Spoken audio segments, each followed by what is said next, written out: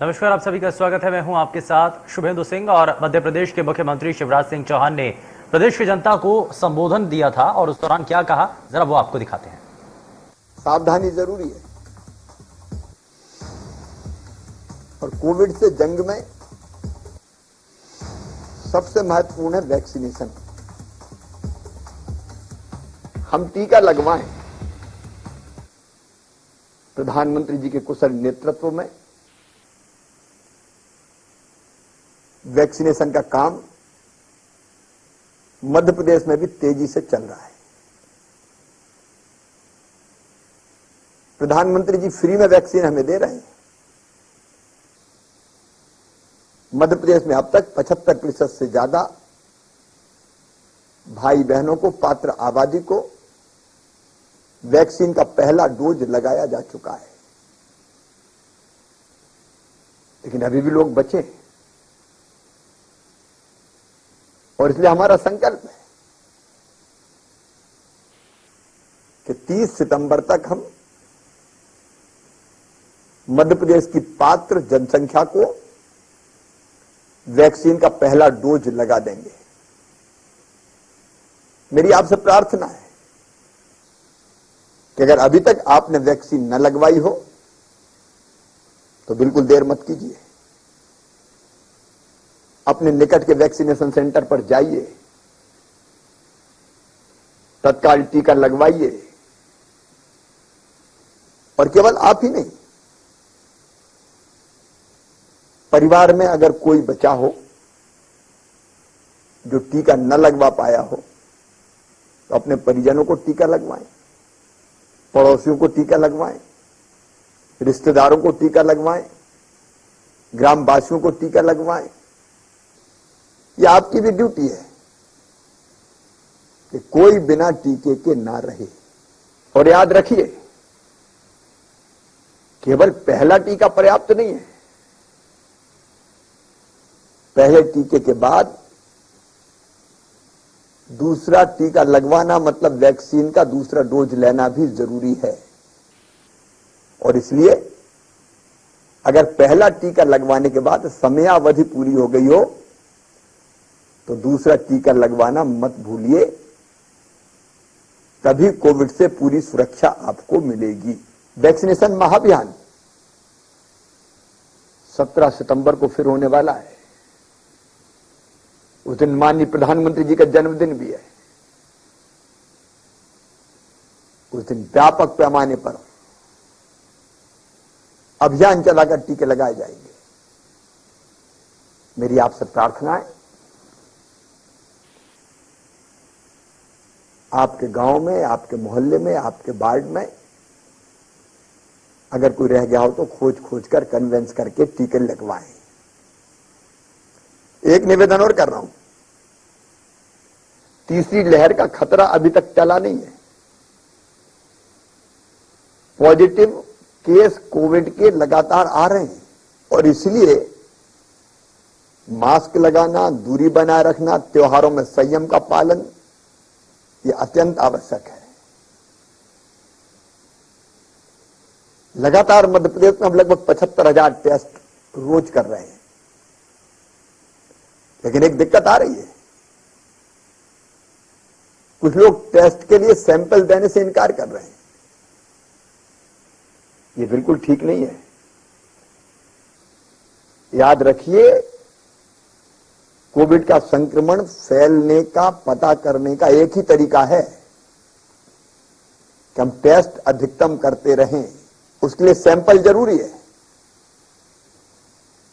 और सैंपल प्रदेश के हर कोने से लेना पड़ेगा।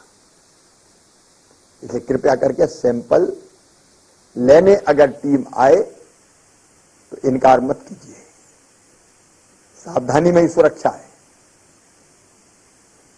इस दौरान एक समस्या और खड़ी हुई है। डेंगू का प्रकोप बढ़ा है। बड़ी संख्या में केस आ रहे हैं लगातार। डेंगू से जंग जनता के संग। अब हमने ये अभियान चलाने का भी फैसला किया है। सरकारी अमला अपना काम करेगा, कर रहा है।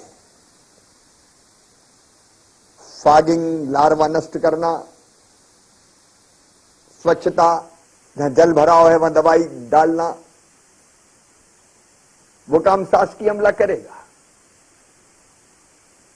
लेकिन ये जंग भी जनता के संग लड़नी है।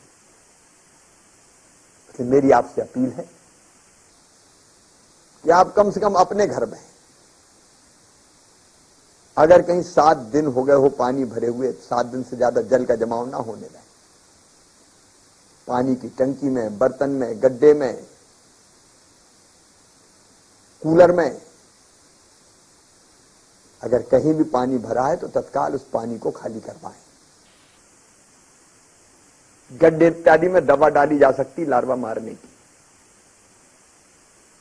स्वच्छता जरूरी है। बहनों और भाइयों, हमने तय किया है 15 सितंबर को सवेरे 10 बजे से लेके 10:30 बजे के बीच आधा घंटा केवल अपना समय निकालिए, अपने घर की सफाई कीजिए, भरे पानी को पलटिए, जरूरत पड़े तो लार्वा मारने के लिए दवाई डालिए, कूलर, गड्ढे, पानी की टंकी सब चेक कर लीजिए, क्योंकि डेंगू फैलता ही है लार्वा के पनपने से। हम वो परिस्थितियां ही ना रहने दें जिसके कारण लार्वा पनपे। इसके लिए आपका सहयोग जरूरी है। याद रखिए, 15 सितंबर सवेरे 10 बजे से 10:30 बजे के बीच हम अपने घर में लार्वा अगर है, पानी अगर भरा है तो लार्वा को समाप्त करने का हर संभव उपाय करेंगे। डेंगू से जंग मिलकर लड़ेंगे।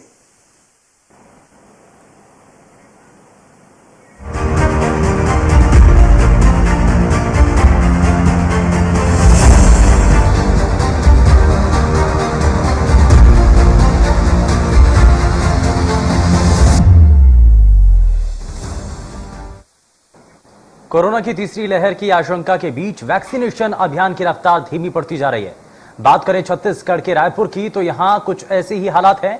राजधानी रायपुर में वैक्सीनेशन का ग्राफ एक झटके में गिर चुका है और जुलाई अगस्त में जहां रोज औसतन 20,000 लोग टीका लगवा रहे थे, वहीं सितंबर आते आते वैक्सीनेशन का आंकड़ा 8,000 पर आ चुका है। और इस बीच 2-4 दिन तो ऐसे भी गुजरे हैं जब किसी रोज 5 तो किसी रोज 7,000 लोगों ने भी टीका लगवाया। कोरोना के केस कम होने से लोगों के साथ साथ प्रशासन भी बेफिक्र हो गया है। लोगों को वैक्सीनेशन के लिए जागरूक और प्रेरित करने वाले सारे अभियान छप पड़े हैं। इस वजह से भी लोग टीका लगवाने से अब गुरेज कर रहे हैं, पहुंच नहीं रहे हैं। जबकि रायपुर में पूरे प्रदेश के 12% टीकाकरण केंद्र हैं। फिलहाल वैक्सीनेशन की स्थिति यह हो चुकी है कि टारगेट तक पूरा नहीं हो पा रहा है। बात मध्य प्रदेश की करें तो कोरोना से बचाव के लिए वैक्सीनेशन पर सरकार जोर दे रही है। प्रदेश में आज 5 लाख लोगों को वैक्सीन लगाने का लक्ष्य रखा गया। उधर भोपाल में वैक्सीन की शॉर्टेज होने से 115 केंद्रों पर 20,000 लोगों को ही वैक्सीन लगेगी और प्रदेश सरकार ने 18+ की पात्र 5.49 करोड़ आबादी को पहला डोज सितंबर महीने में लगाने का लक्ष्य तय किया है। और अभी प्रदेश में पहला डोज 4.18 करोड़ लोगों को लगा चुका है, यानी अभी 1.30 करोड़ लोग पहला डोज लगवाने से अभी भी छूटे हुए हैं। और ऐसे में साफ है कि सितंबर में पहला डोज सभी को लगाने का लक्ष्य पाने के लिए अगले 18 दिनों तक रोज करीब 7,500 लोगों को टीका लगना होगा। और आज हम इसी मुद्दे पर बात करेंगे। हमारे साथ कुछ खास मेहमान भी जुड़ने जा रहे हैं जिनसे हम आपको मिलवाएंगे, उनसे तारुफ करवाएंगे। 2 खास मेहमान इस बीच हमारे साथ कार्यक्रम में जुड़ चुके हैं। चिकित्सक डॉक्टर नितिन शर्मा हमारे साथ कार्यक्रम में जुड़ चुके हैं। बहुत स्वागत है डॉक्टर नितिन आपका कार्यक्रम में। और चिकित्सक डॉक्टर भुवनेश्वर गर्ग हमारे साथ कार्यक्रम में जुड़ चुके हैं। भुवनेश्वर जी, बहुत स्वागत है आपका कार्यक्रम में। शुरुआत मैं डॉक्टर नितिन आपसे ही करना चाह रहा हूं। ये 2 राज्यों की स्थितियां हमने अपने सभी दर्शकों के सामने रखी हैं, मध्य प्रदेश और छत्तीसगढ़। मध्य प्रदेश में जो टारगेट तय किए गए हैं, जो पैरामीटर सेट किए गए हैं, अभी उसके मुताबिक कई और कदम उठने बाकी हैं और इसलिए मुख्यमंत्री को सामने आकर के कहना पड़ रहा है कि अगर आपने अभी तक पहली डोज ही ली है तो जल्द से जल्द आप दूसरी डोज ले लें।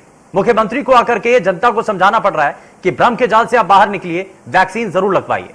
यह सार्थक हो रहा है अभियान?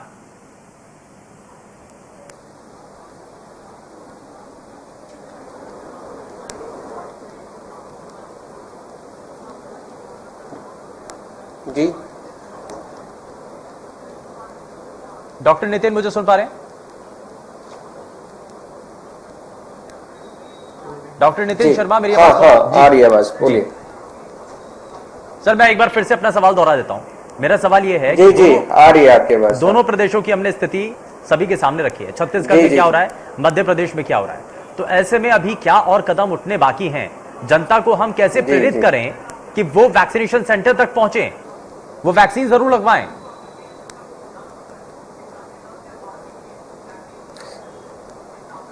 जी जी ये देखिए, रिस्पॉन्सिबिलिटी जितनी सरकार पे है उतनी हम हेल्थ केयर वर्कर पे भी है और जनता पे भी है। हमें ये नहीं भूलना चाहिए कि अभी कोरोना पूरी तरह से गया नहीं है, और जिस तरह से केसेस आ रहे हैं वर्ल्ड वाइज और इंडिया में केरल, महाराष्ट्र, तो इसको देखते हुए हमें बिल्कुल भी चूक नहीं करना चाहिए। और रही बात, अभी फेस्टिवल का सीज़न है, मैं समझ रहा हूँ लोग थोड़ा निर्भीक हो गए हैं, लेकिन इसका भुगतान फिर जैसे लास्ट टाइम सेकेंड वेव में हुआ था, ना सरकार रेडी हो पाई थी, ना कि पब्लिक इतनी अवेयर थी। मुझे लगता है कि इसको बढ़ाने का एक ही तरीका है, हम जितनी जो अलार्मिंग साइंस हैं, हम जितना लोगों को बता सके कि आप अभी भी social distancing, mask, proper hand washing, ये सब जारी रखें। और रही बात फेस्टिवल की, फेस्टिवल तो आते रहेंगे हर साल, लेकिन हमें अभी कोरोना से बचना है।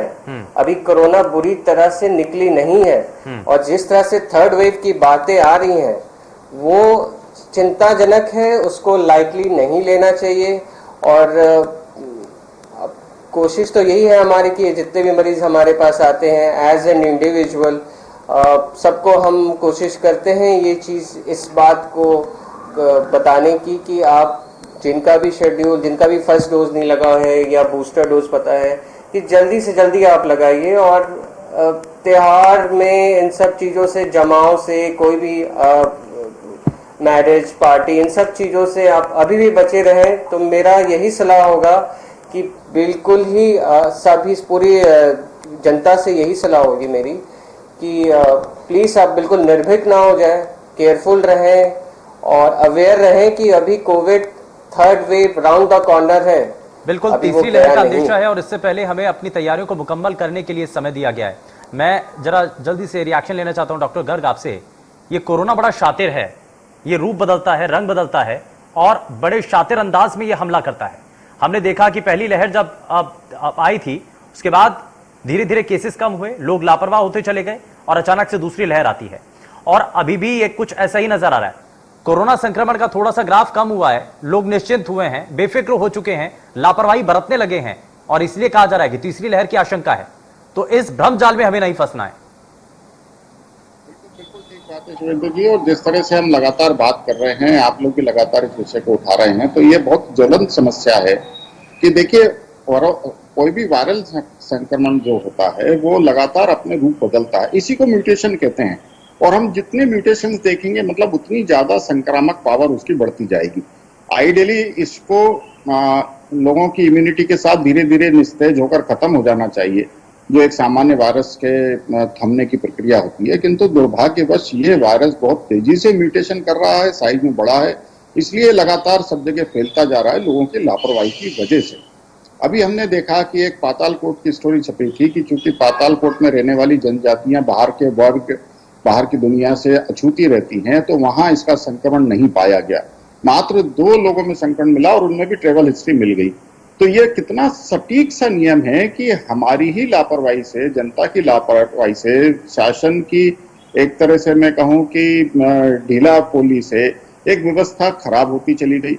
अब सवाल यहाँ ये है कि अभी सेकेंड वेव खत्म नहीं हुई है, वो कोरोना अभी बरकरार है, इक्का दुक्का केसेस नहीं, काफी अच्छे नंबर में अब केसेस सब जगह वापस मिल रहे हैं। ये तीसरी लेयर नहीं है, मैं इसे कोरोना की सेकंड लेयर को ही आगे बढ़ने की बात कर रहा हूँ।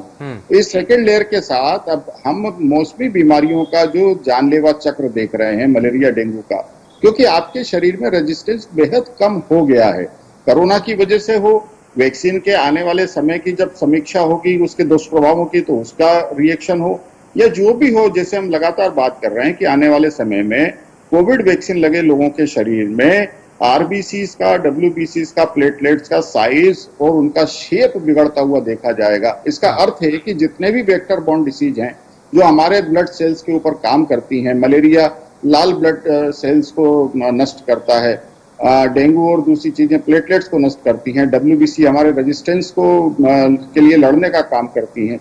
तो जब ये अगर अपनी संख्या में कम होंगे तो जाहिर सी बात है कि लोगों में सांस लेने में दिक्कत होगी, क्योंकि उनकी ऑक्सीजन कैरिंग कैपेसिटी कम हो जाएगी।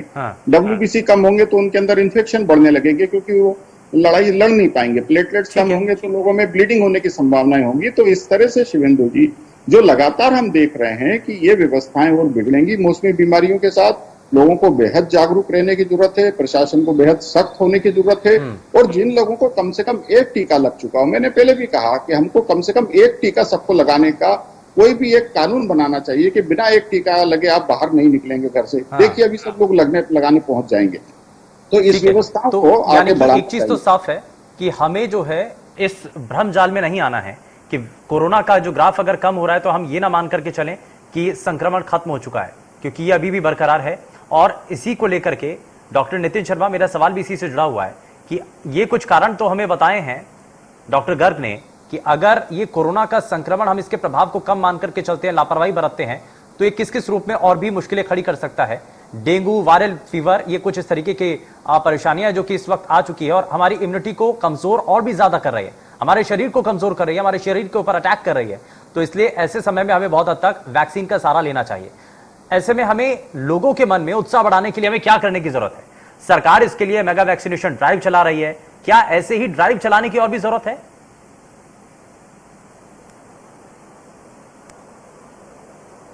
बिल्कुल बिल्कुल, हम जितने लोगों के पहुंच सके, हम अपना मैसेज जितने लोगों तक पहुंचा सके वो बहुत अनिवार्य है। और जो वैक्सीनेशन ड्राइव है वो कम से कम एक स्मॉल स्टेप है, लेकिन एक अहम स्टेप है। हम स्मॉल स्टेप्स लेके चलेंगे तब जाके हम अपने मोटिव पे पहुंचेंगे। आप आंकड़ा देखिए, पूरी इंडिया का आंकड़ा देखिए, जो फर्स्ट जो डोज लगी है वैक्सीन की वो अराउंड 40% है, द टोटल जो पॉपुलेशन का शेयर बता रहा हूँ। और सेकेंड डोज जो कंप्लीट हुए हैं वो भी अराउंड 12% है। तो आप अगर पूरा वर्ल्ड मैप को लेंगे तो इंडिया का आंकड़ा अभी भी पीछे है। आप इस बात को समझिए, अभी भी हमारा पॉपुलेशन इतना स्कैटर्ड है और इतनी जगह इतनी हाईली पॉपुलेटेड है, हमारे पास और कोई तोड़ नहीं है कोरोना का। और जैसे डॉक्टर साहब बता रहे थे कि सिंस म्यूटेशन के कारण ये वेरिएंट्स आते हैं और बॉडी की इम्यूनिटी पे भी वॉर करती है, और फिर साथ में डेंगू और तरह के वायरोलॉजिकल सिम्टम्स हैं और तरह की वायरल डिजीजेज हैं जो कि उनके साथ साथ फैल रही है। तो पॉइंट ये है कि अगर हम वैक्सीन ना लें तो हमारी स्थिति और गंभीर होते जाएगी और ट्रांसमिशन बढ़ता जाएगा। हर्ड इम्यूनिटी तो भूल जाइए, हमें पहले फुल्ली वैक्सीनेशन जितना परसेंटेज हो सके, कम से कम जैसे सर ने बात की है फर्स्ट वैक्सीनेशन की, जितना परसेंटेज, चाहे वो वैक्सीनेशन ड्राइव के रूप में हो या जैसे कुछ स्टेट्स हेड्स ने फेडरल जो एम्प्लॉयज हैं उनको भी कंपलसरी कर दिया है वैक्सीनेशन। तो इस तरह की कुछ ऐसे हम प्रमाणित और एविडेंट बेस्ड ऐसे कुछ कोशिशें कर सकते हैं जो कि जैसे स्टेट एम्प्लॉय या उनके मेंबर्स हो, फैमिली मेंबर्स हो, उनको एकदम कंप्लीटली कंपलसरी कर दे। इस तरह की वैक्सीनेशन ड्राइव और पॉलिसीज हमें at a very as soon as possible उसको यूज करना पड़ेगा। ठीक है, बिल्कुल डॉक्टर गर्ग, मैं इसमें आपसे एक सवाल ही करना चाहता हूं कि साल की शुरुआत से जब अच्छे संकेत मिले वैक्सीन को लेकर के, तो उसके बाद वैक्सीनेशन की प्रक्रिया धीरे धीरे आगे बढ़ी। उस वक्त सवाल उठाया गया कि इतनी बड़ी पॉपुलेशन को वैक्सीनेट करना ये बड़ा चुनौती होगी, बड़ा लक्ष्य भी होगा, लेकिन इस रास्ते में भारत धीरे धीरे आगे बढ़ रहा है। आधे से ज्यादा सफर तय किया जा चुका है, लेकिन अभी भी सफर बहुत लंबा है। आपको लगता है कि उम्मीद के मुताबिक भारत ने इस वैक्सीनेशन प्रोग्राम को आगे बढ़ाया है? हाँ, बिल्कुल मेरा मानना है कि भारत ने बहुत अच्छे से, बहुत सक्षमता के साथ और बहुत कुशल प्रशासनिक व्यवस्थाओं के तहत इस कार्यक्रम को आगे बढ़ाया है। हम अगर पिछले कुछ सालों का आकलन कर लें, हम केदार आपदा की ही अगर तरफ चले जाएं तो हमने कितना बड़ा मिसमैनेजमेंट देखा था कि जहां लोगों तक खाना, रसद और मदद नहीं पहुंच पाई थी, लाशें सड़ती रह गई थी सालों महीनों तक। और ये बेहद दुर्भाग्यपूर्ण था। अभी उसी परिप्रेक्ष्य में अगर देखें तो वही अगर व्यवस्था कायम होती, वही सरकारें होती अगर पुरानी, तो मैं समझता हूं कि ये वैक्सीन देश में नहीं बनी होती, ये वैक्सीनें बाहर से खरीद के लाई जा रही होती और इस वैक्सीन के लिए मारामारी मच रही होती, जैसे हम पाकिस्तान में और दूसरी जगहों पर देख रहे हैं, और इसके लिए लोगों को बहुत बड़ी कीमत चुकानी पड़ रही होती। पर ये बेहद प्रशासनिक और बेहद सक्षमता से किया गया महान पुण्य कार्य है, और मेरा मानना है कि मोदी शासन ने इसमें पूरे देश में बेहद अच्छा काम किया है, जिसके लिए उनको साधुवाद दिया जाना चाहिए। और लोगों को ये समझना चाहिए कि ये एक मुफ्त की वैक्सीन नहीं है, ये आपके देश का पुण्य है जो आप तक पहुंच रहा है और आपको मुफ्त में मिल रहा है। इसके लिए बहुत से लोगों ने कुर्बानियां दी हैं, 1800 से ज्यादा डॉक्टर्स ने अपनी कुर्बानियां दी हैं। सबसे पहले फ्रंट वॉरियर्स में डॉक्टरों, पत्रकारों, पुलिस वालों ने, डॉक्टर्स की एक बड़ी जिम्मेदारी रही है, जिन्होंने बड़ी भूमिका इस दौरान निभाई है। बिल्कुल जाहिर तौर पर डॉक्टर गर्ग, मैं जरा जल्दी से एक रिएक्शन इस पर डॉक्टर नितिन आपसे ले लेता हूं। मैं जल्दी से इस पर आपसे ये जानना चाह रहा हूं कि हम अब संतोषजनक स्थिति में हैं, क्या ये मान करके खुश हो जाएं, या फिर अभी भी आने वाला जो हमारा रास्ता है जिसमें बहुत सारी चुनौतियां हैं। हम एक इसमें बड़ी चीज ये भी देखते हैं कि ये मुफ्त वैक्सीनेशन का अभियान चलाया और तब भी इसमें इतनी उदासीनता अगर लोगों की नजर आती है, तो ये बड़ा चैलेंज है क्या? अभी भी लोग ऐसे हैं जिन्होंने पहली वैक्सीन की डोज नहीं लगवाई है, और उन लोगों की संख्या तो बहुत ज्यादा है जिनकी दूसरी डोज रहती है। तो उनको इस अभियान के साथ जोड़ना यह भी बड़ी मुश्किल है क्या?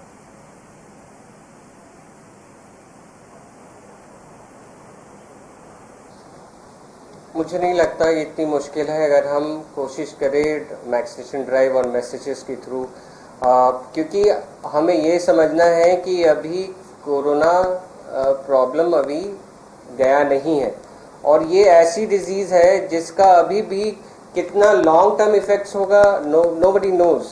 और तीसरी बात ये है कि अभी हमने देखा है कि जैसे संक्रमण बढ़ रहा है वैसे छोटे पॉपुलेशन में, यंग पॉपुलेशन में, बच्चों में भी संक्रमण हो रहा है।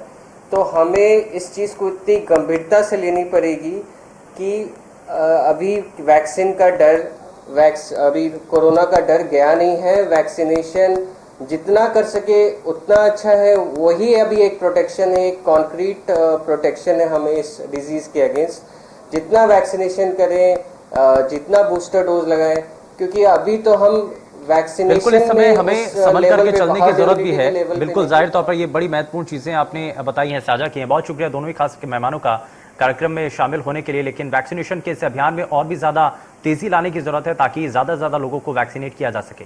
पेशकश में फिलहाल के लिए बस इतना ही। नमस्कार।